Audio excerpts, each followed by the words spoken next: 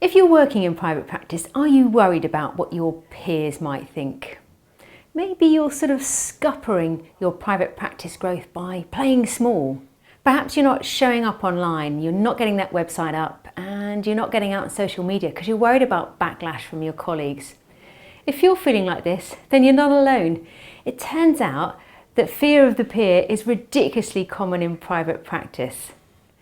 I've been coaching clinicians in private practice for years, and funnily enough, most people fall prey to this trap. And I can teach clinicians how to blog, how to vlog, how to market their private practices, but it takes a real mind shift to get over fearing your peers' opinions. So if you're worried about what your peers might think, how can you get over it? Hi, I'm Dr. Cass Spencer-Smith at privatepracticeninja.tv, and if you're new to the channel, hit that subscribe button and click the notification bell. I'm going to be talking about 3 ways that you can let go of your peer fear so you can successfully grow your private practice.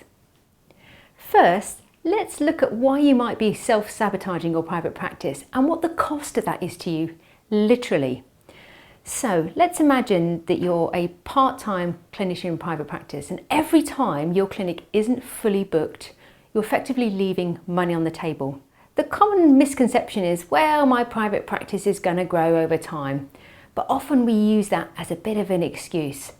And if you're not convinced by the argument that you're scuppering or sabotaging your private practice, let's look at the numbers. For example, in my own clinic, the average patient consultation yields £150. That's £150 for every half-hour patient, approximately. If I'm failing to see 6 patients per week at £150, that's £900 per week.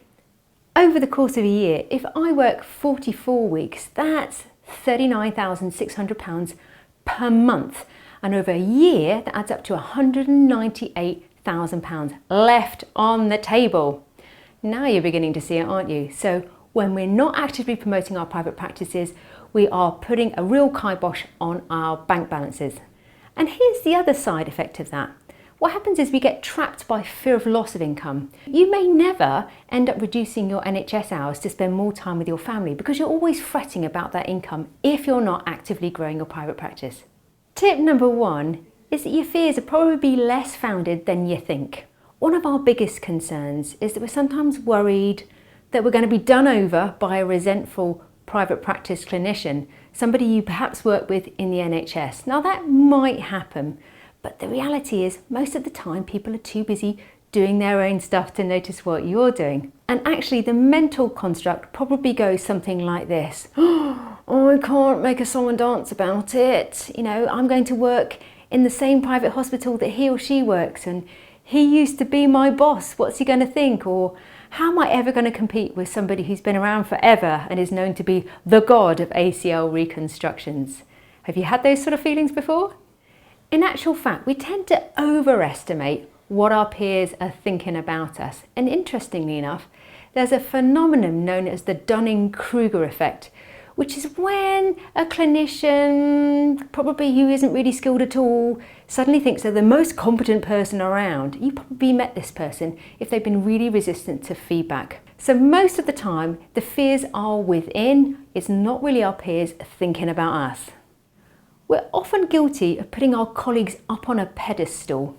But the crazy thing is, the people who were up on that pedestal have put people up on a pedestal before you came along.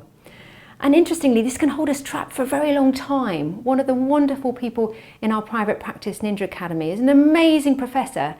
And he shared with the group how, for 10 years, he'd been held back by something he thought his boss wanted him to do.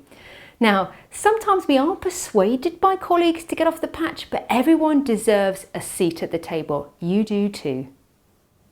Tip number 2 is keep in mind how you help your patients.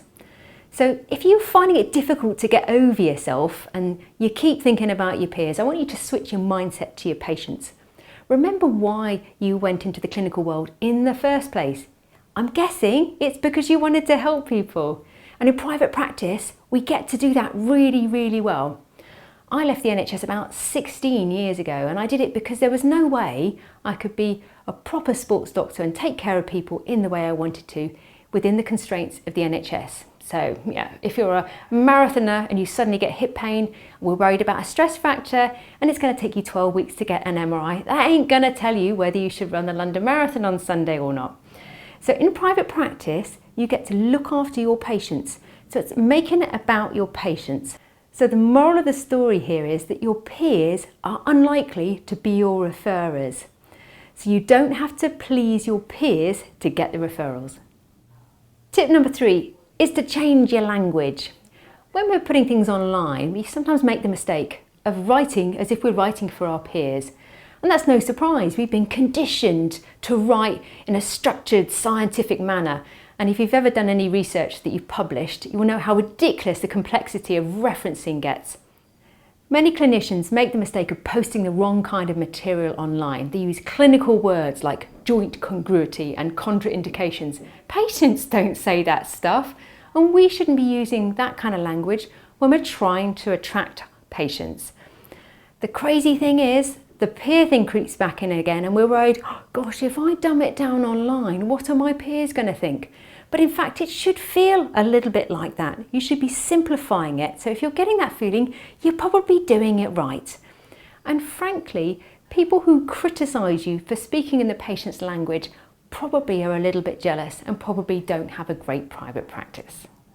And in particular, when it comes to your About page, patients don't want to know that you were chosen from 24 international experts to be part of a consensus meeting about the naming of groin pain. What utter nonsense. They want to know that you're a skilled clinician who understands what they're going through and you're going to help them to get better. So write in those terms. And lastly, I'd urge you to find a tribe of similar-minded clinicians to yourself. And if you're looking for a supportive bunch of people just like that, then why don't you consider joining the Private Practice Ninja Academy? I'm Dr. Cass Spencer-Smith from Private Practice Ninja TV, and if you've liked what you've listened to, give us a thumbs up. Don't forget to hit that subscribe button and hit the notification bell, and we'll see you next time.